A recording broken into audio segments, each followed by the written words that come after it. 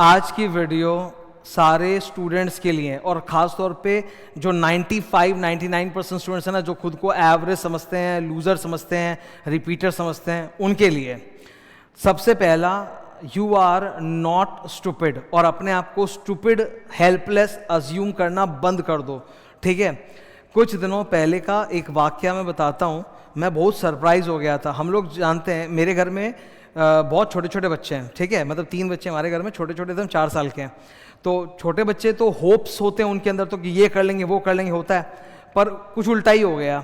School में बोला गया कि भाई आप लोग इनसे घर में इंग्लिश में टॉकिंग करो, बिकॉज ये लोग इंग्लिश में बात नहीं कर रहे। तो मैं घर में अपने बच्चों से इंग्लिश में बात करना चालू किया, which is very unnatural, but ठीक है, मैंने करना चालू किया।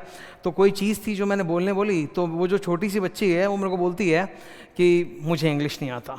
And I was so surprise. ये मतलब थोड़ी पुरानी बात है, तब वो 3 साल की थी। And I was so surprise कि 3 साल का बच्चा ये बोल रहा है कि मुझे इंग्लिश नहीं आता। ऐसे हार मान के बैठा, अरे तुमको सीखना है, तुमको कौन बोल रहा है कि तुम शशि थरूर वाला इंग्लिश बोलो 3 साल की उम्र में?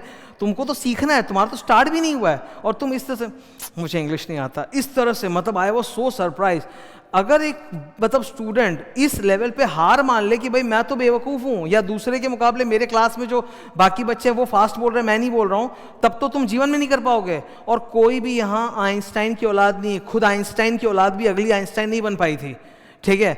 अक्सर क्या होता है, स्टूडेंट्स को हीन भावना का मतलब एक हीन भावना के शिकार हो जाते हैं जब वो अपने आसपास के अपने दोस्तों को या अन्य स्टूडेंट्स को एक्सीड करते हुए, एक्सेल करते हुए देखते हैं। उनको लगता है यार इनमें ना कुछ खास दिमाग है, कुछ खास कॉन्फिडेंस है जो मुझ में नहीं है।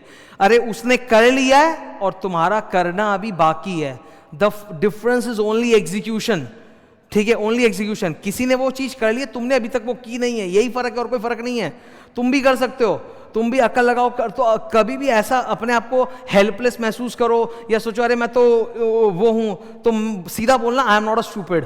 मैं हिंदी में क्लास में हमेशा बोलता हूँ कि हमेशा अपने आप को बोलो, जोर से बोलो, डोंट बी ए चोमू, कि हम चोमू नहीं है, हम इंटेलिजेंट हैं, ठीक है। आई एम नॉट अ बेवकूफ़, मैं भी कर लूँगा। वो हम लोग खुद को ही बेवकूफ़ और हेल्पलेस फील करना लग जाते हैं, just like this donkey with the glasses, एकदम कि as if I am an idiot, everyone around me is smarter, that is why they are clearing the chartered accountancy course and I am stuck up. मेरा तो repeat लग रहा है, मैं कर नहीं रहा हूँ। अरे भाई वो एग्जीक्यूशन का इशू है, इट इज़ नॉट नॉलेज और brain. I am telling you, brain सबके पास है, कोई यहाँ पे भी मतलब ना अति ब्रेन लेके नहीं आया। पर क्या होता है, जब एक इंसान बार बार जीतते जाता है, सक्सेसफुल हो जाता है ना, तो वो कॉन्फिडेंट हो जाता है। और कॉन्फिडेंट इंसान जब लगातार सक्सेसफुल होता है तो उसके मन में ये सेल्फ बिलीफ आ जाता है कि okay I am smarter and intelligent. और वहीं पर जो स्टूडेंट फेल होने लग जाता है, उसका कॉन्फिडेंस इतना टूट जाता है कि वो अपने आप को ऑटोमेटिकली नेगेटिव बोलना चालू कर देता है कि I am not as smart, या मेरी किस्मत में खराब लिखा है, या मेरा ये खराब है वो खराब है, बोलना चालू कर देता है।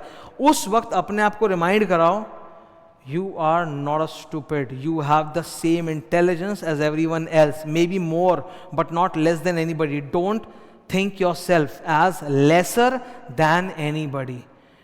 घमंड नहीं होना चाहिए, पर अपने आप को दूसरों से अंडर एस्टिमेट भी करना बंद कर दो। Remind your self, I am not a stupid, I am intelligent, I am intelligent, और वो चीज़ हो जाएगी। एक स्टूडेंट के लिए ये बहुत ज़्यादा ज़रूरी है कि वो खुद को बार बार स्मार्ट और इंटेलिजेंट समझे। ये जो बिलीफ है ना, ये तुमको प्रॉब्लम्स को, क्वेश्चन आंसर्स को सॉल्व करने में बहुत मदद करेगा। Belief is the first step. जब एक बार आपके अंदर बिलीफ आ जाता है ना कि okay I can do it, मैं भी स्मार्ट हूँ, तब तुम कर लोगे, ठीक है। मैं तुमको एक एग्जांपल देता हूँ। जैसे कुछ चीज़ों में मेरे अंदर बिलीफ नहीं है, मतलब I have a disbelief about my self, about my capability, पर कुछ चीज़ों में मेरा बिलीफ बहुत स्ट्रांग है। मेरे सामने जैसे आई ऑलवेज बिलीव कि पढ़ने और पढ़ाने में मेरा कोई सानी नहीं है, मैं ज़बरदस्त हूँ, मेरा एकदम सेल्फ बिलीफ है। मतलब कोई भी एक सब्जेक्ट मेरे सामने आ जाए, चाहे मैथ हो, फिजिक्स हो, केमिस्ट्री हो, साइंस का हो, या CA का हो, कोई भी सब्जेक्ट हो, ठीक है, मैं जानता हूँ अच्छी तरह से, मैं उसको बहुत ज़बरदस्त तरीके से पढ़ूंगा और उसको बेहतरीन तरीके से पढ़ा सकता हूँ, बेहतरीन, जो कोई और जो नंबर 1 भी नहीं पढ़ा रहा होगा वो भी मैं कर सकता हूँ। पर एट द सेम टाइम कुछ चीज़ें हैं जिनमें मैं अपने आप को उतना कॉन्फिडेंट महसूस नहीं करता। मुझे लगता है कि यार मुझ में ये स्किल नहीं है या डिसबिलीफ है, और मैंने देखा है वो मेरे डिसबिलीफ की वजह से मैं उसको ओवरकम नहीं कर पा रहा हूँ, वरना ऐसी कोई बात नहीं है, वो मामूली चीज़ था।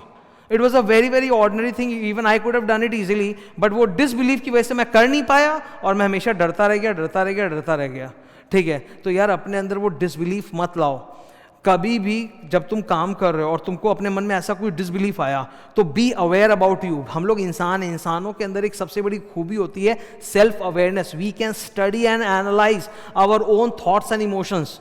तो कभी भी तुम्हारे मन में कोई डिसबिलीफ आ रहा है कि यार मेरा दिमाग नहीं चल रहा, मेरे से तो हर बार सिली मिस्टेक हो जाता है, ठीक है, मेरे से तो थ्योरी याद ही नहीं होती है, ये सब जो बोलते हैं ना, ये सब तुरंत नोट डाउन करो और उसके ऊपर लिख दो, this is a negative and a false disbelief. ये एक फॉल्स डिसबिलीफ है जो ओवर द ईयर्स बोल बोल के रिपीट कर करके तुमने परमानेंट कर लिया है। It's a false disbelief. तुमसे बिल्कुल थ्योरी याद होती है, तुमसे बिल्कुल हार्ड सम सॉल्व होते हैं, ठीक है, और तुम टफ से टफ इंग्लिश या लैंग्वेज को भी देख के आराम से पढ़ लेते हो, समझ लेते हो। That is the right self belief that you should have. तो डिसबिलीफ आइडेंटिफाई करो, हटाओ उसको, और हमेशा याद रखना, don't be a stupid. Stupid बनने से जीवन में कोई फायदा नहीं होता। Nobody loves a stupid. तुमको ऐसा नहीं बनना है कि लोगों से सिंपैथी एम्पैथी चाहिए। हमको नहीं चाहिए किसी से सिंपैथी एम्पैथी। कोई 2 दिन हमारे साथ सिंपैथी एम्पैथी कर लेगा, उसके बाद वो हमको बुराई बोलेगा, ठीक है। किसी को हमारे दुख दर्द, हमारे तकलीफों से मतलब नहीं है, दुनिया ऐसी है। तो तुमको सिंपैथी एम्पैथी नहीं चाहिए। Don't seek sympathy from anybody और एम्पैथी फ्रॉम एनीबडी। करो, बी अ हार्ड पर्सन कि करेंगे, हो जाएगा यार, क्यों नहीं होगा, ठीक है। और हमेशा अपने आप को बोलते रहो कि चोमू बनने में कोई फायदा नहीं है, कोई मेरे को रिवॉर्ड नहीं मिलने वाला इसके लिए, ठीक है। तो मैं क्यों, why am I behaving like one, why am I behaving like मतलब stupid and not doing this, just do it, हो जाएगा। बस वो करने की देर है। जो जिनको आप देख रहे हो जो आपसे आगे हैं, उन्होंने कर लिया, आपका वो करना पेंडिंग है, आप करो, आप भी आगे हो जाओगे। यहाँ ना फर्स्ट मूवर एडवांटेज वाली कोई बात नहीं है, मैं बता देता हूँ। ये जो हम लोग सुनते हैं ना फर्स्ट मूवर, भाई साहब जितने फर्स्ट मूवर थे ना, आज वो सबके सब बंद बैठे हैं। सेकंड थर्ड फोर्थ मूवर वालों ने उठा के उनको पटक दिया है। मैकडॉनल्ड्स बहुत बड़ा हो गया, तो क्या बर्गर किंग नहीं आया क्या? बर्गर किंग आया ना। कोका कोला फर्स्ट मूवर था, तो क्या पेप्सी नहीं आया क्या उसको ओवरकम करने के लिए? सबके बाप हैं दुनिया में, और सेकंड थर्ड फोर्थ भी कुछ होता है। आज जिनको आप देख रहे हो कि फर्स्ट है, वो भी एक दिन नीचे जाएगा और कोई और फर्स्ट आएगा, ठीक है। तो ऐसा ना सोचो कि तुम फर्स्ट नहीं हो सकते, तुम भी फर्स्ट हो सकते हो। Okay, keep this in mind and all the best. Thank you.